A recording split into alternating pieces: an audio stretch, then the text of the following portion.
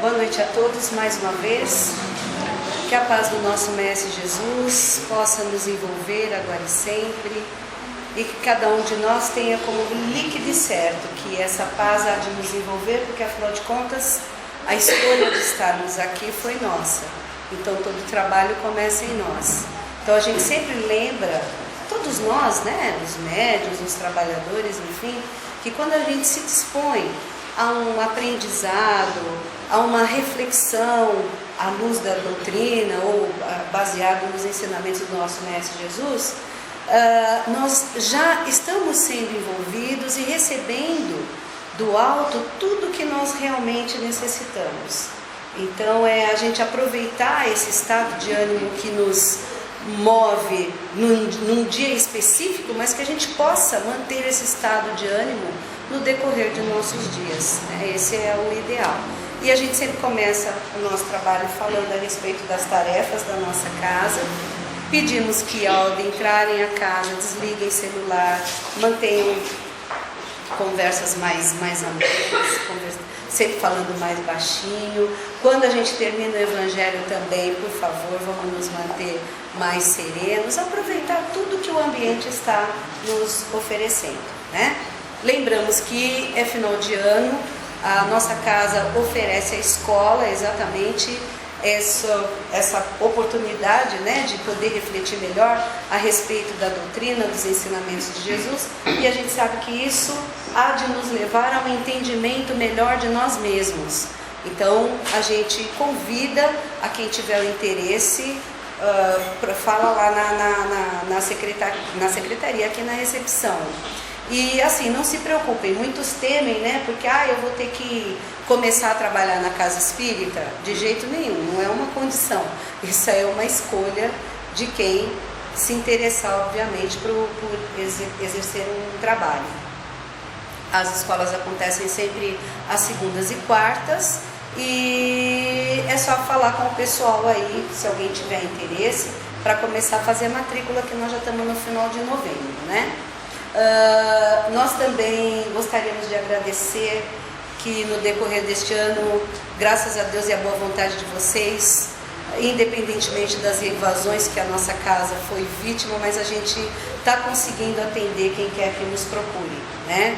O nosso jantar também do dia 25 de novembro foi uma bênção, né? Trouxe muitas... Afora a confraternização, eu não sei se vocês se lembram, mas eu disse que eu ia dançar, eu dancei.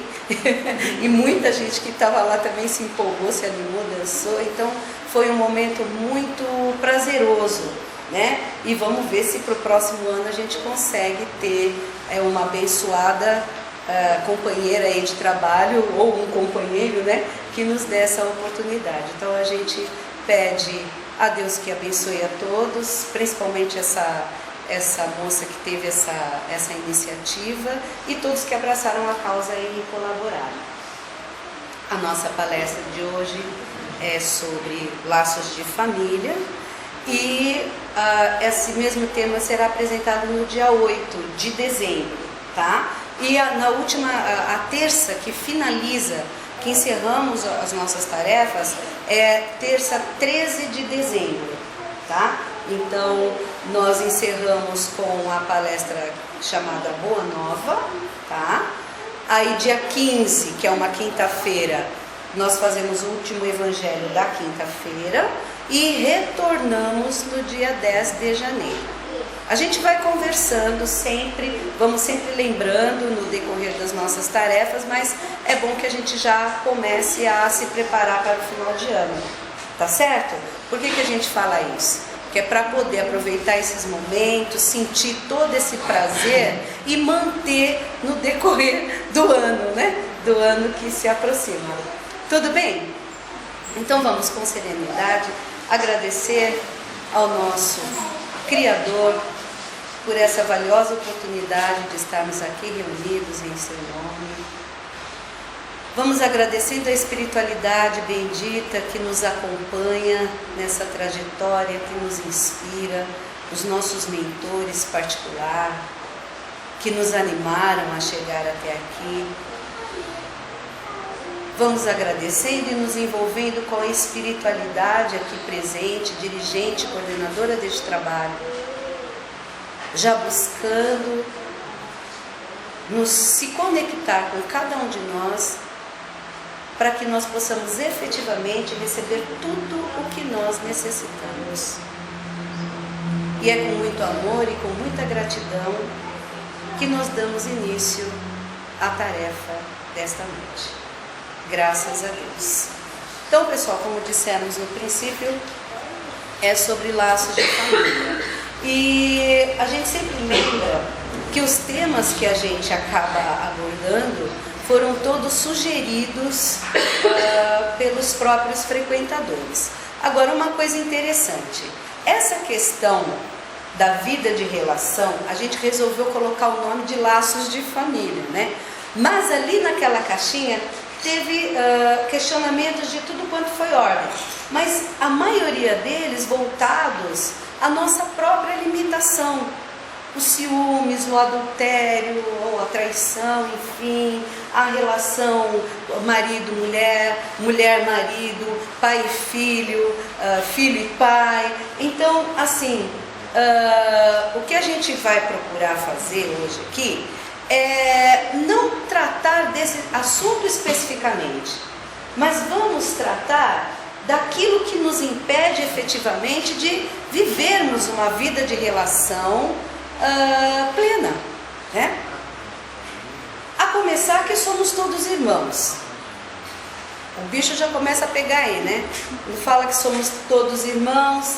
Ainda tem muitos de nós que temos preconceitos com relação à ideologia de cada um, com relação à raça, à religião, à tendência política. Então a gente vê que já existem muitos entraves que nos impede de abraçar essa causa de sermos irmãos.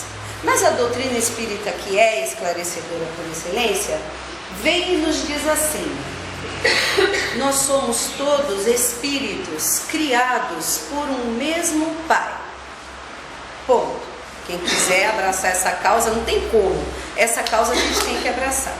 E como tal, nós somos capacitados e habilitados para vivermos experiências que possam nos levar a um aprimoramento.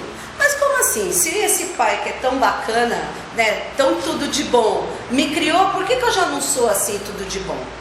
Aí vamos fazer uma analogia, né, guardadas as devidas proporções. Que pai ou que responsável consegue enfiar na cabeça do seu filho, aqui eu estou falando encarnado, né, da cabeça do seu filho o que é bom ou o que é ruim?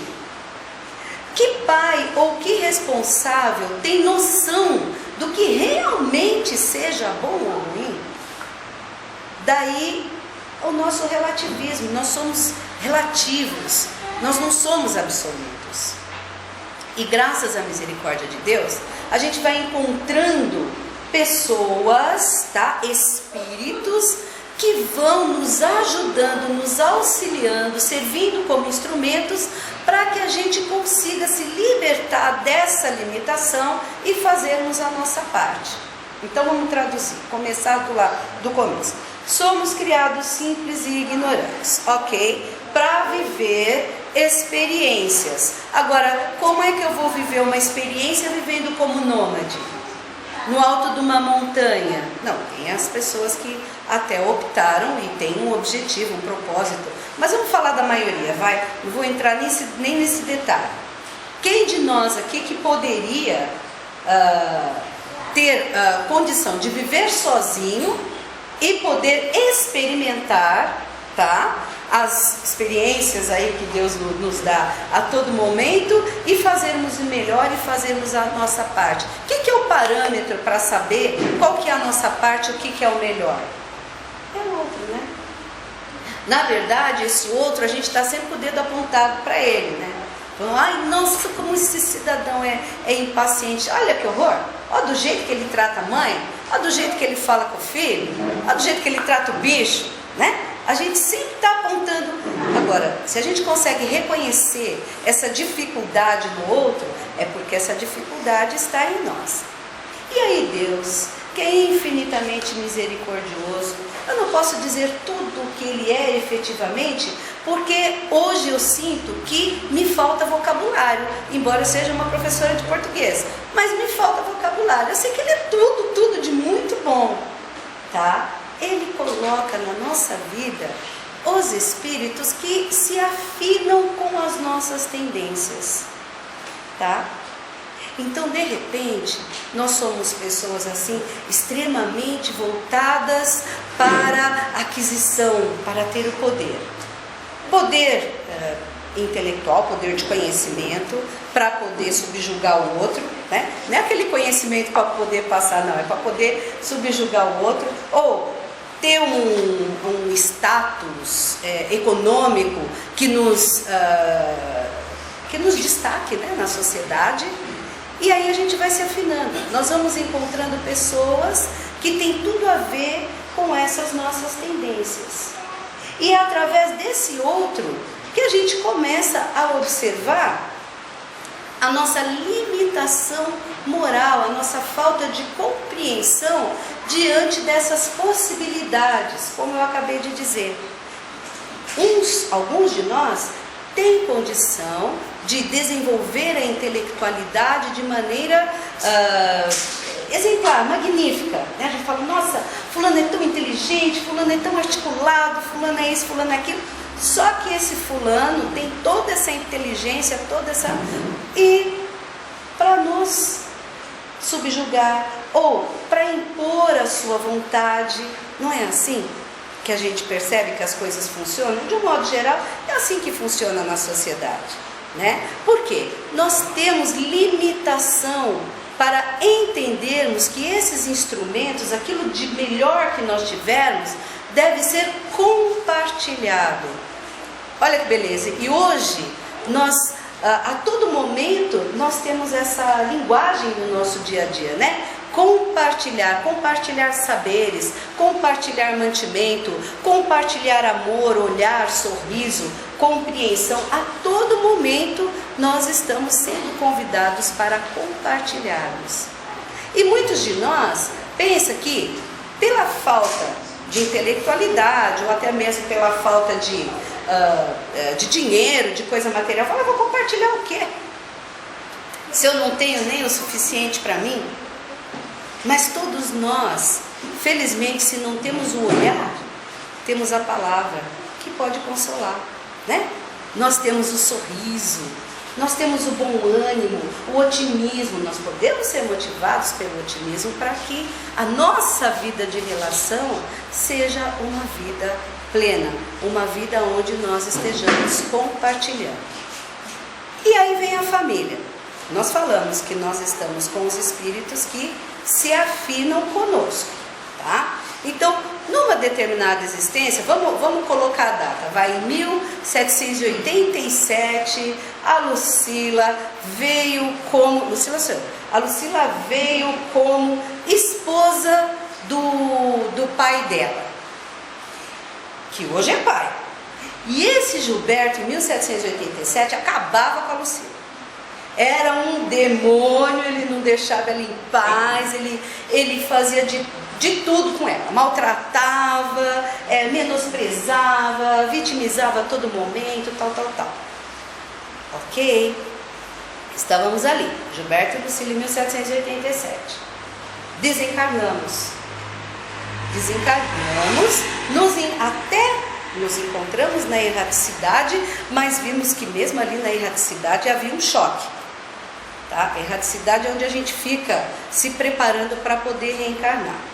Até que um dia a Lucila, não vou falar que sou eu, o Gilberto, tão bonzinho, né? Ele ali naquele processo para reencarnar, porque a gente sabe que à medida que a gente vai se livrando das nossas limitações, a consciência né, fica ali atormentando. Então o Gilberto percebeu tudo que ele havia feito com a Lucila e chega para o espírito superior ali, organizador dos reencarnes, e fala assim, olha, eu quero retornar com a Lucila, né? Aí Deus é que sabe como é que vai ser, se vai ser mãe, se vai ser filho, o que vai ser, eu sei que eu quero retornar com a Lucila. E aí acontece que a Lucila vem como filha do Gilberto, certo?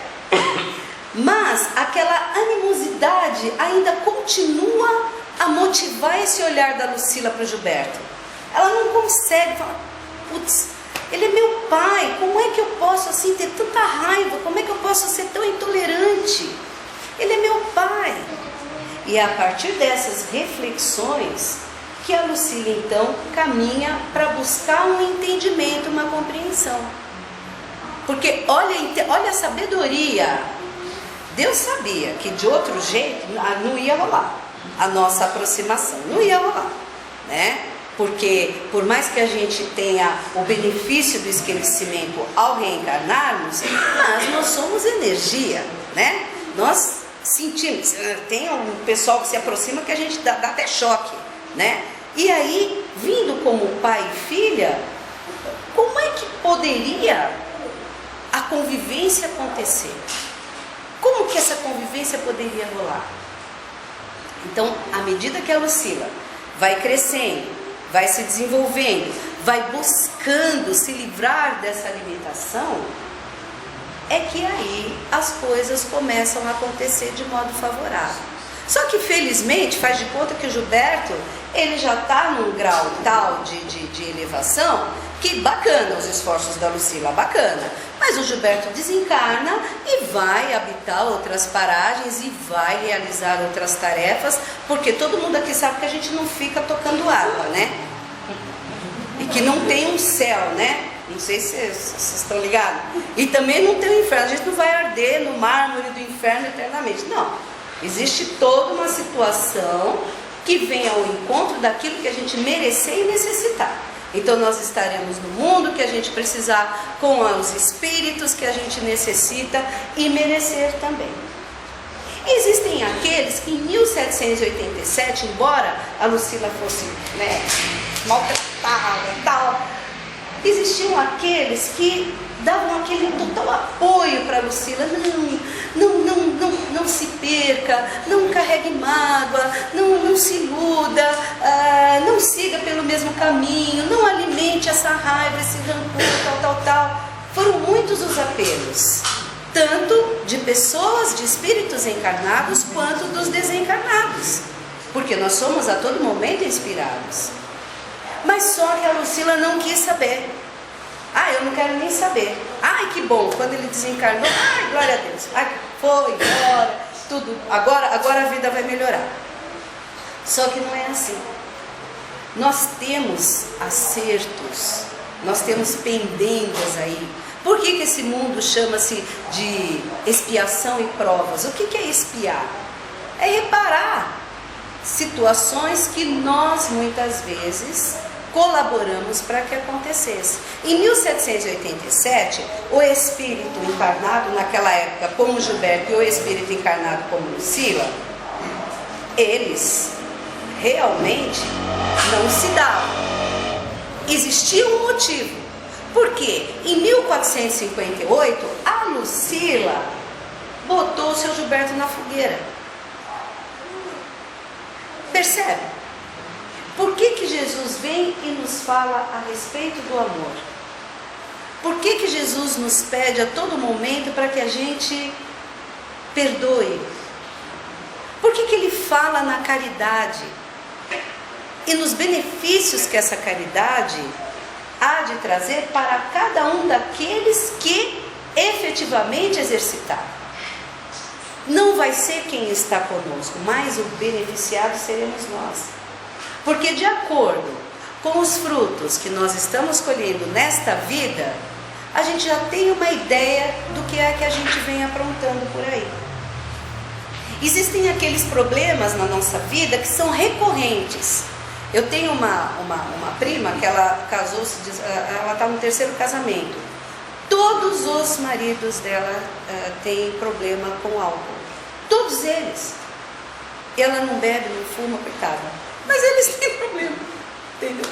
E aí toca sair, correndo, vamos conversar, vamos procurar uma clínica, vamos não sei o que. Tem uns que são bem piores, tem uns que são mais maneirinho e tal. Mas de qualquer forma, é um problema recorrente. Ela pergunta para mim, Lucila, por quê? Eu falei, eu sei lá. uma coisa é certa: tem aí uma história que você precisa resolver com você mesmo. A intolerância, a impaciência, buscar conhecimento para poder lidar com essa situação, fazer a sua parte, respeitar a limitação do outro, que acho que essa é a pior da nossa prova, é esse, né? É respeitar a limitação do outro, é respeitar que o outro ignora que poderia ser diferente. É respeitar que aquele que hoje está aqui na nossa porta batendo, eu preciso de 1 quilo de alguma coisa, e aí a gente olha bem para o cidadão e fala: caramba, esse cara com todo esse músculo, com todo esse porte, podia trabalhar.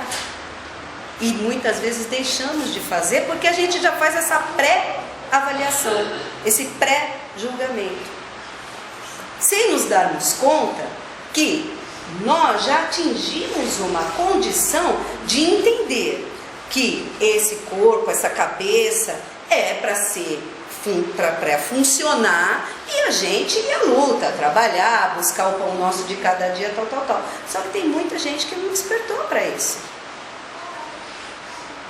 E aí, nós vamos ter que carregar? Não. Nós vamos ter de fazer a nossa parte. Nós vamos ter de agir com misericórdia, como nós solicitamos ao nosso Pai. A todo momento a gente não pede para Deus: misericórdia, tenha misericórdia. O que é misericórdia? O que é ter misericórdia?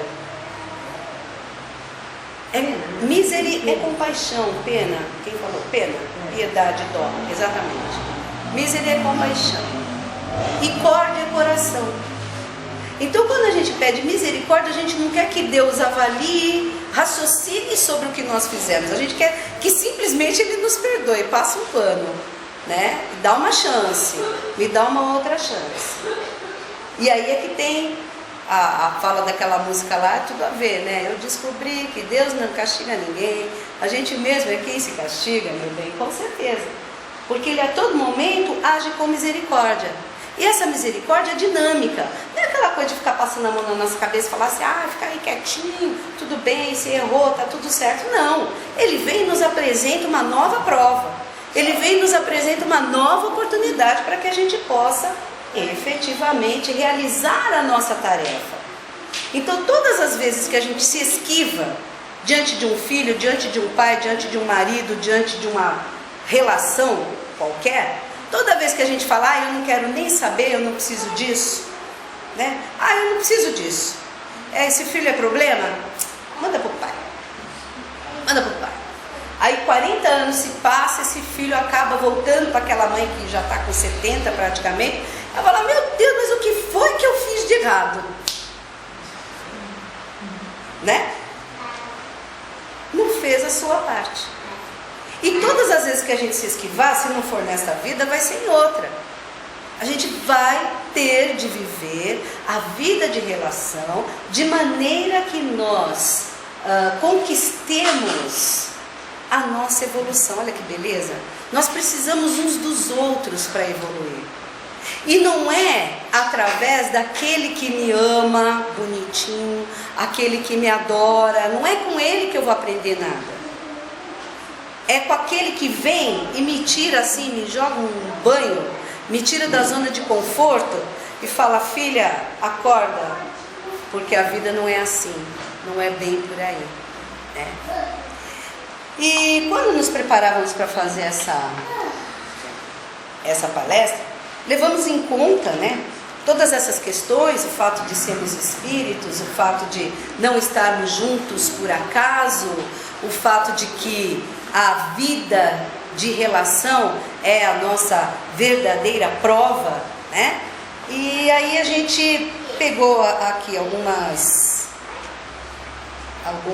falas de companheiros espíritos que, como nós, né, vivenciaram aí as suas experiências, sucumbiram, né? A gente tem um monte de espírito aí que a gente conhece, né? Espíritos de luz. Emmanuel tem uma história triste também de aprendizado. O Paulo, que é Paulo de Tarso, que era Saulo de Tarso, ele também tem uma história difícil. E são espíritos que hoje nos trazem mensagens baseados nas próprias experiências. Eles sabem que não pode ser diferente, assim como Jesus, o maior de todos, o todo amor.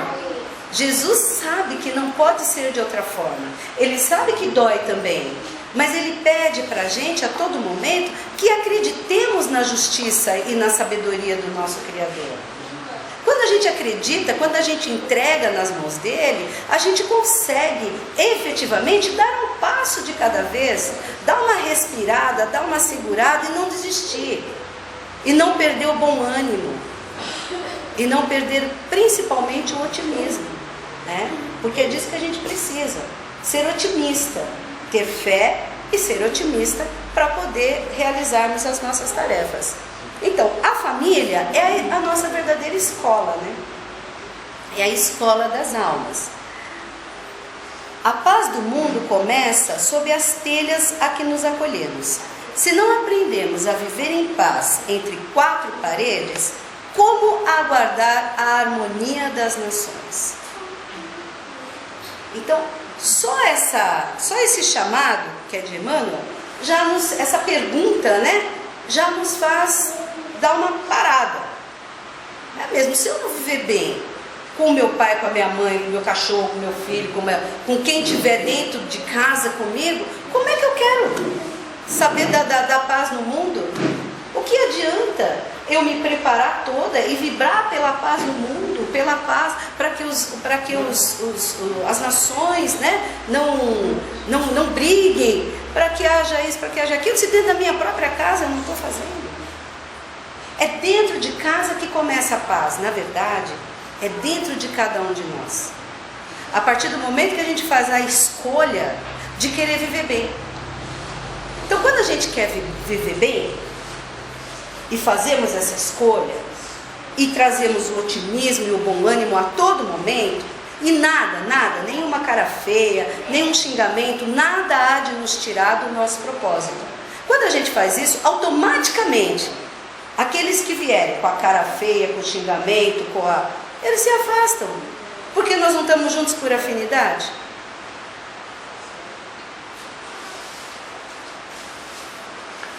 O lar é a escola das almas, o templo onde a sabedoria divina nos habilita, pouco a pouco, ao grande entendimento da humanidade. Então, a sabedoria nos capacita, nos habilita. Nós não estamos juntos por acaso. Ah, mas eu estava numa festa quando ele me olhou e deu uma piscada, nada a ver. Eu não tinha nada a ver com ele, eu não estava nem aí. O que ele está fazendo agora? Por que tinha que ser eu? Né? Porque nós temos essa capacidade, porque nós estamos habilitados a fazer a nossa parte. E não é saindo pregando para o marido, para o companheiro, para o namorado, aquilo tudo que a gente está descobrindo, lendo em livro, né? Porque quem escolheu estar aqui descobrindo alguma coisa fomos nós. É através dos exemplos que a gente vai conseguir atingir um objetivo, inclusive esse de ficar em paz. Porque nós vamos dar o nosso exemplo de bom ânimo, de otimismo, né? E aí, se a pessoa não se afinar, a gente vai se afastando e vai andando. E faz como Jesus fala: abençoa e passa. Quando os apóstolos perguntaram para ele, mas a gente está lá, era uma cidade que eu esqueci o nome, a gente está lá falando com os moradores daquela comunidade, mais ou menos isso, falando com os moradores, eles não querem saber da gente, não querem ouvir, né? A gente está levando a boa nova, eles não estão nem aí. Aí Jesus fala, mas o que vocês ainda estão fazendo lá? Abençoa e passa, vocês já fizeram a sua parte, agora vai, siga, porque existem outros, que é aquela tal situação, né? Não vamos ficar jogando pérolas aos porcos. Agora, no nosso caso, como somos todos num mundo de expiação e prova, nenhum de nós mesmos, eu tenho absoluta certeza, tem condição de julgar ou apontar ou dizer que fulano está errado ou está certo. Nenhum de nós. A gente pode até discutir lá fora, mas aqui eu não vou discutir. Nenhum de nós tem essa condição. Tá? A gente pode até receitar um dia desses, foi muito engraçado, a minha filha faz a propaganda do Alívio, e ela estava com uma dor de cabeça já há uns 2 dias, mas eu acredito por conta dela não está dormindo direito. Eu falei para ela, vai dormir que vai dar certo. Ah não, eu vou tomar alívio. Eu falei, ah legal. Ela tem problema de alergia com remédio. Claro que ela tomou, 15 minutos depois ela estava na cozinha com os olhos desse tamanho, com a cara desse tamanho, os braços tudo empolando e tal, e fomos correndo, alívio. E fomos correndo para o pronto-socorro. Então é isso, nem sempre aquele alívio que me faz bem, vai fazer bem para o outro. Então é necessário que a gente tenha esse cuidado, na medida do possível, sermos oportunos, né? A pessoa deu uma oportunidade, a gente vai dar a nossa tacada. Mas com amor, principalmente. Com amor, não é com imposição, não é abusando do conhecimento, do nosso poder intelectual, seja lá qual for. É sempre com muito amor, com muita paciência, com muita tolerância, porque aquele cidadão, aquela cidadã, não está no nosso caminho por acaso. Está ali como um instrumento de aprendizado para nós mesmos. E se não houver amor, a gente nunca vai conseguir entender isso. Olha que família bonitinha. Sou eu, minha mãe, meu marido e minha filha, pequenininha. É na família, aqui são algumas reflexões de sociólogos, tá? Que vem bem ao encontro do que a doutrina nos esclarece, ou melhor, que é a doutrina de Jesus, né? É na família que se dá início ao processo de socialização, educação e formação para o mundo. Aquela fala lá de Jesus, que ele diz que nós somos habilitados para poder, na medida, né, dessa convivência, a gente vai aprendendo pouco a pouco a sermos seres humanos. Então tá aí a fala. No final tem o nome do sociólogo que fala isso. O que se torna fundamental é que ela seja estruturada de tal forma que o relacionamento entre seus integrantes seja pautado na harmonia e respeito entre seus pares. Diferente do que Jesus nos fala, do que a doutrina, do que a espiritualidade nos manda dizer, tudo a ver, né? Se não houver respeito, se a gente não respeitar a limitação, a escolha do outro, como é que a gente vai conseguir viver em harmonia? Ao pensar na família enquanto grupo, propõe-se a reflexão quanto aos desdobramentos de sua conformação e de suas transformações, uma vez que suas características refletem a sociedade de seu tempo. Então hoje, nós não temos mais o dia do pai ou o dia da mãe na escola, nós temos o dia da família. Por quê? Nós temos muitos casais abençoados que são homossexuais, que resolveram adotar as crianças que muitos héteros esqueceram que tinha essa capacidade de estar com ele. E eles estão aí, se unindo, transformando, trazendo uma nova proposta. Por quê? Porque nós precisamos de seres humanos para que o nosso planeta evolua. E nós é que somos os responsáveis por essa evolução. Então, se a gente não estender a mão uns para os outros, se a gente não tiver esse respeito com relação à escolha e à limitação de cada um, como é que a gente vai sair dessa condição de expiação e prova? Vamos ficar aí reparando até quando, né? E vamos ficar sendo provados também até quando Deus entender que nós já estejamos aptos a fazer diferente.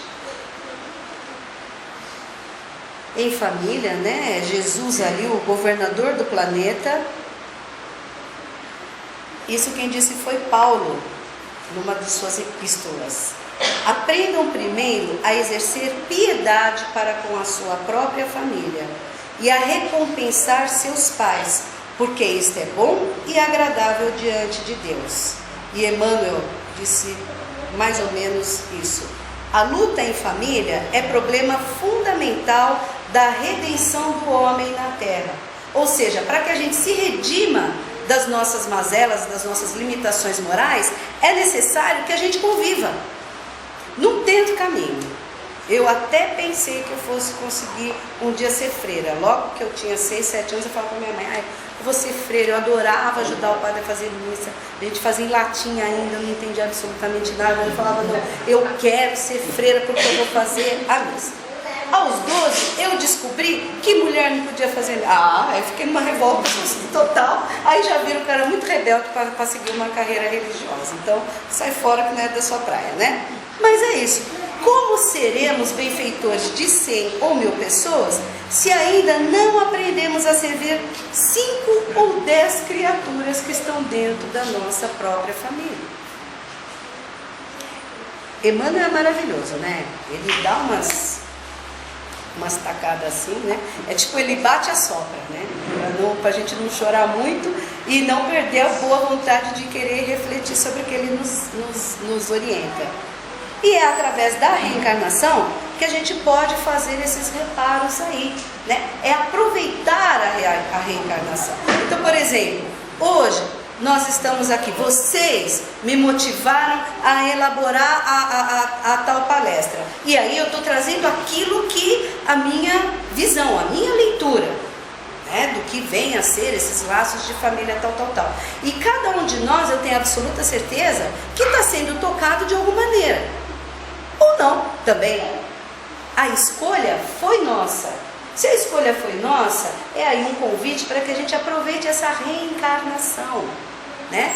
Para que a gente não tenha de fazer que nem a Lucília e o Gilberto, que se encontraram de novo, né? Quem sabe o Gilberto vai mais adiante, a Lucília continua lá para trás, e aí cada um na sua onda, cada um na sua praia, né?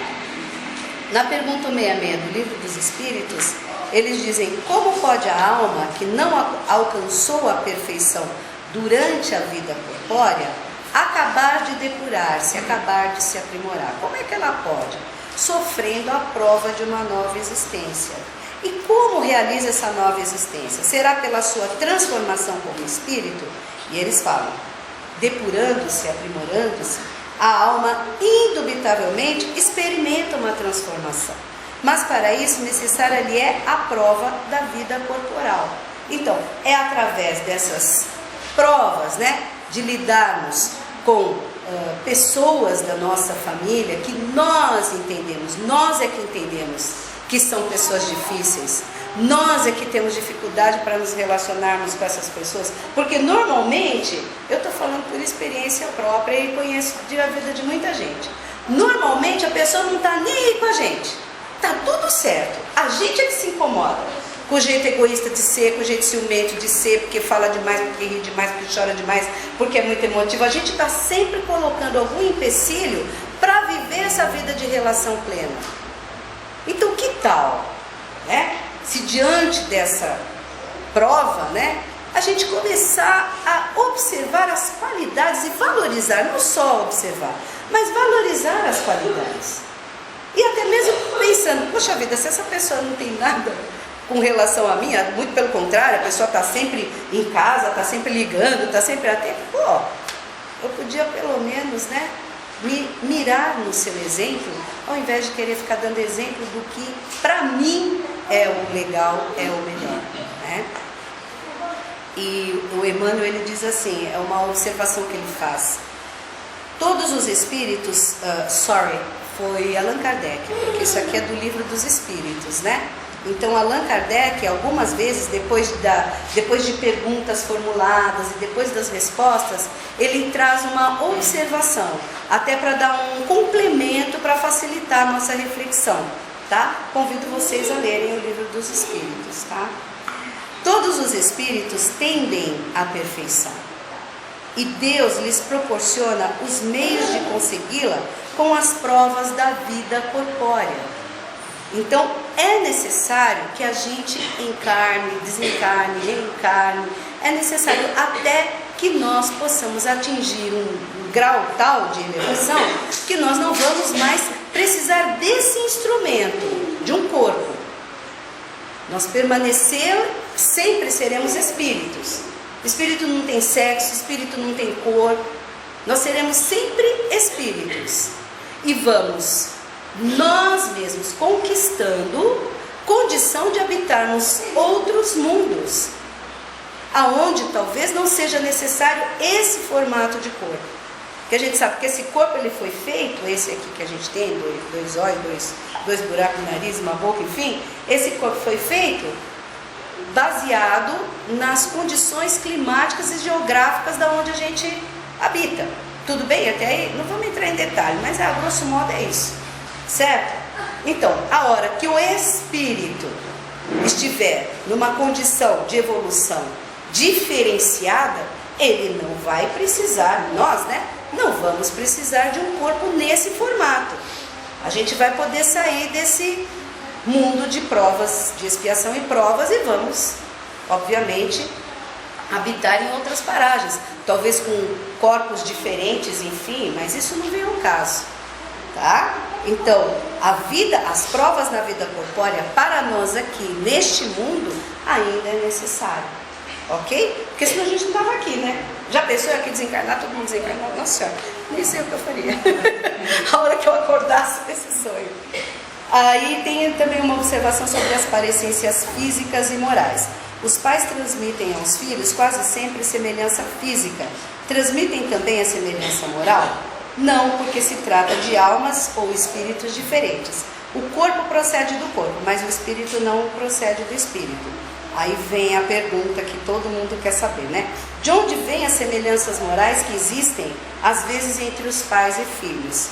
São espíritos simpáticos, atraídos pela afinidade de suas inclinações. Então é o que nós dissemos logo no início do nosso discurso. Nós estamos com quem nos afinamos. Então, por mais que possa parecer um absurdo eu ter essa mãe, esse filho, essa avó, esse pai, enfim, exatamente essa pessoa que tem tudo a ver comigo, né? É duro, mas é verdade. Aí no Evangelho segundo o Espiritismo diz assim: os verdadeiros laços de família não são, portanto, os da consanguinidade, mas os da simpatia e da comunhão de pensamentos que unem os espíritos, antes, durante e após a encarnação. Que é aquele exemplo que eu dei da situação da Lucília e do Gilberto, né? Nós vamos continuar aí, reencarnando quantas vezes forem necessárias. E o mais gostoso é que um dia desse eu estava com o Gilberto realmente, que é meu pai, não sei o que foi que ele me fez, mas enfim, né? Mas nós estamos num grau assim de afinidade tão gostosa que eu falei assim para ele: olha, eu gostaria de voltar com você para a gente fazer tudo de novo. Ia ser muito bom. Nossa, ele ficou tão feliz. Falei: papai, sério, eu descobri um amor. Eu descobri um amor do meu pai que eu não sabia que isso era capaz. Estou mais velha, né? A gente vai criando vergonha. Lares é um deus romano, protetor das casas e famílias. Foi daí que veio essa formação, né, de lar. Eu falo lar, existia lá um deus romano. E Emmanuel nos diz assim, que o lar, Emmanuel e alguns sociólogos aqui, é no lar que se dá a construção de valores e princípios. Num lar vivem companheiros que, mesmo na divergência, se apoiam e nas lutas se solidarizam. Tem muitos lares que a gente vê esse exemplo, né? Que às vezes é um casal que... Mas no que se refere à educação dos filhos, a manter a casa em harmonia, em ordem, equilíbrio tal, é uma belezura, né? Mas às vezes os dois têm lá umas pendengas, enfim. O lar, na maioria das vezes, é o cadinho santo ou o forno preparador. Ou seja, ou você se dá bem convivendo, ou você vai viver um inferninho e vai fazer um forninho, né? A coisa vai esquentar tanto que você vai ser a todo momento motivado a fazer diferente, para poder viver bem, para não arder no mármore do inferno do próprio lar, né? Suportando-nos, aprendemos a desfazer as próprias imperfeições. Então vejam que instrumento valioso é esse povo que está junto com a gente. O lar é um curso ligeiro para a fraternidade que desfrutaremos na vida eterna. Sofrimentos e conflitos naturais em seu círculo são lições. Se nós soubermos nos beneficiar dessas lições, vai dar tudo certo. E Jesus está sempre batendo a nossa porta, né? Pedindo: e aí, filha, vai nessa, vai que é tua. É imprescindível, contudo, examinar a transitoriedade das ligações corpóreas, tá? ponderando que não existem uniões casuais no lar terreno. Aquele exemplo que eu dei da Lucília e do Gilberto, que vieram como esposa e marido, e que hoje estão como filho e pai, enfim. Preponderam aí, por enquanto, as provas salvadoras ou regenerativas. Ninguém despreze, portanto, esse campo sagrado de serviço, por mais se sinta acabrunhado na incompreensão. Constituiria falta grave esquecer-lhe as infinitas possibilidades de trabalho iluminativo. Então, nessa fala aqui, eu encaixo todas aquelas perguntas que estavam ali a respeito da traição, dos ciúmes, dos conflitos causados pela relação. Então, vamos nos focar em nós mesmos e nos aprimorarmos, tá? Isso não quer dizer que a gente tenha de compactuar com as atitudes do companheiro. Eu posso ser contra, é claro, abomino determinadas atitudes, porém, esse companheiro que cometeu, ou essa companheira, essas atitudes, ignoram que poderia ser feito diferente. E por causa disso eu vou entrar naquele padrão de vibração? Vou ficar ali naquele conflito, carregando aquele ódio, aquela mágoa, aquela raiva? Até quando?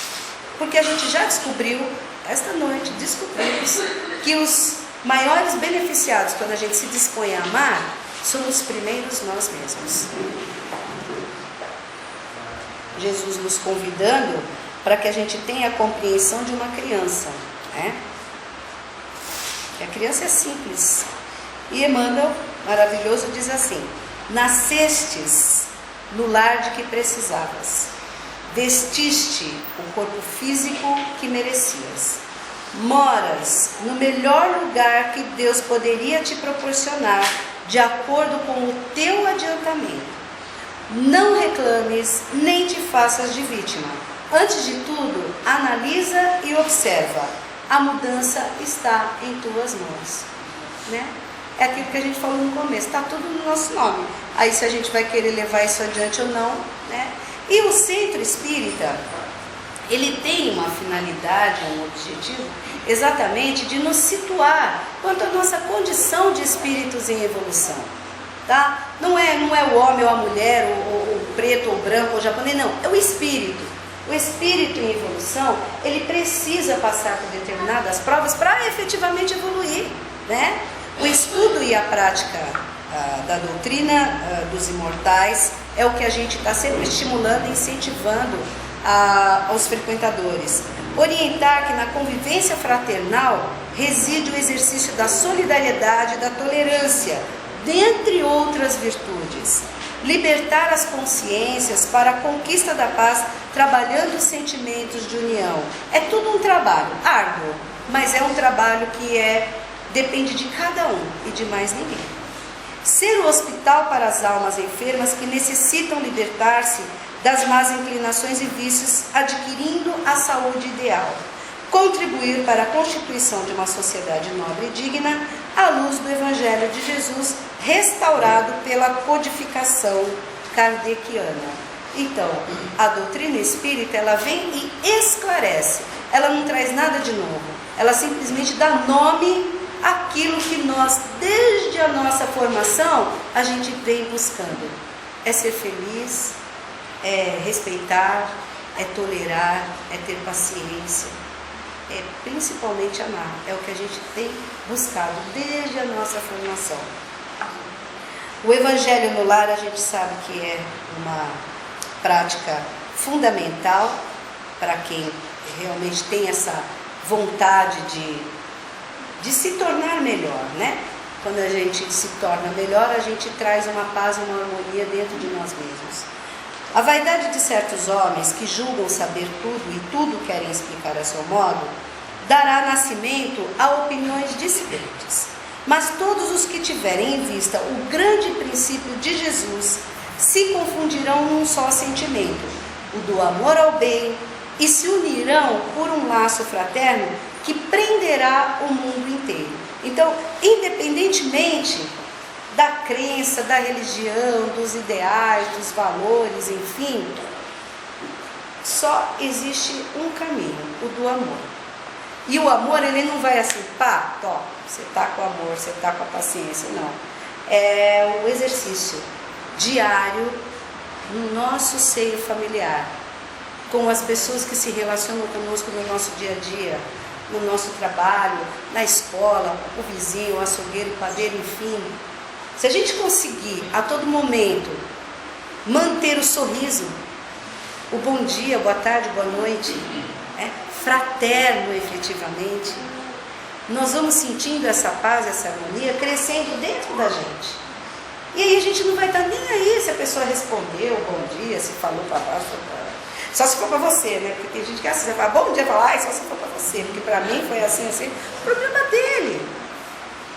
O importante é que a gente mantenha o foco em nós, tá? Que somos espíritos em evolução e precisamos trabalhar para evoluir. Tudo bem? Alguém quer fazer alguma pergunta? Não? Porque eu também não sei se eu ia responder. Mas tudo bem. Então agora a gente vai fazer um convite para que todos nós, com esse estado de ânimo, de amor, de gratidão, né, por tudo que nós temos recebido, que é como nos disse Emmanuel, a gente está com o corpo que a gente merece, a gente está vivendo a vida que a gente necessita viver, estamos com as pessoas que hão de nos auxiliar nesse processo da evolução.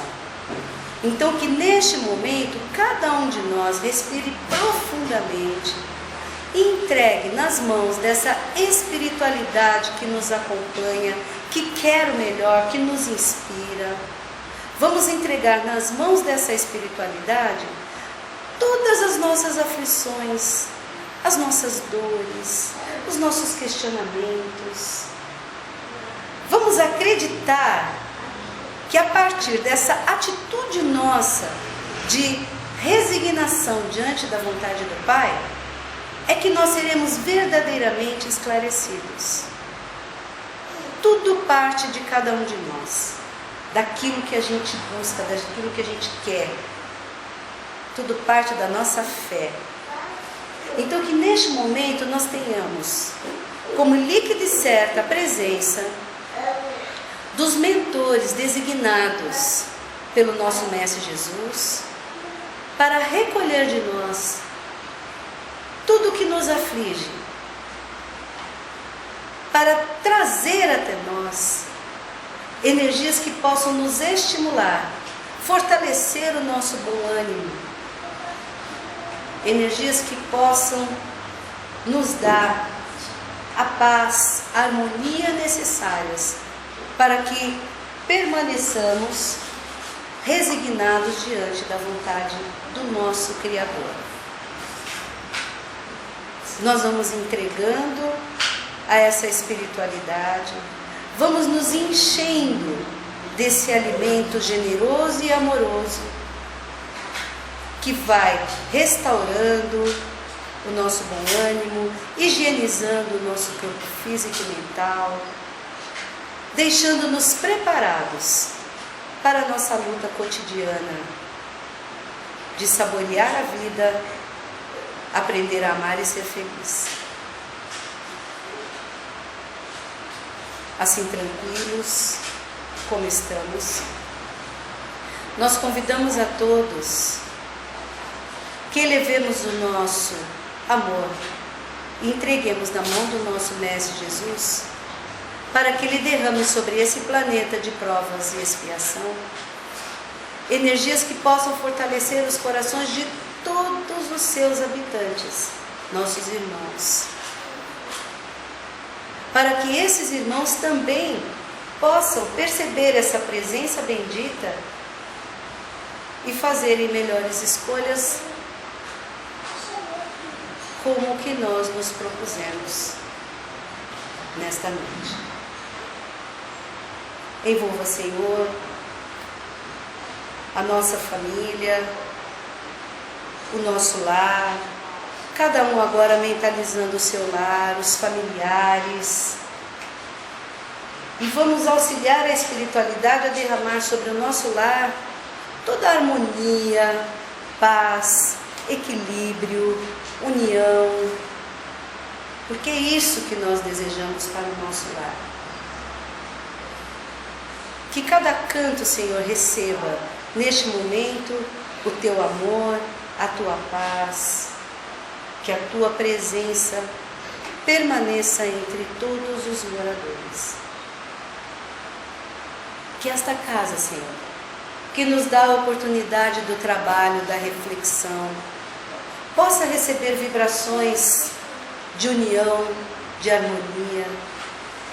Que à frente de todos os trabalhos aqui realizados esteja a bandeira da humildade, da boa vontade. E que as nossas portas se mantenham abertas para quem quer que nos procure.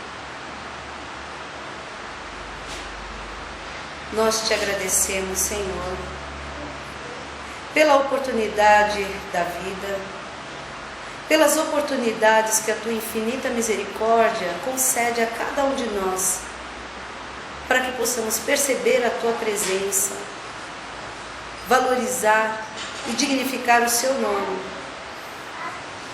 procurando nos melhorarmos. Abençoe-nos, Pai, para que sejamos dignos de trabalharmos na sua seara como verdadeiros instrumentos da tua vontade. Se conosco agora e sempre, que assim seja, graças a Deus. Uma boa noite a todos, muito obrigada. Espero que no próximo ano vocês continuem a mandar aí sugestões para a gente ir à luta, né? Obrigada, gente.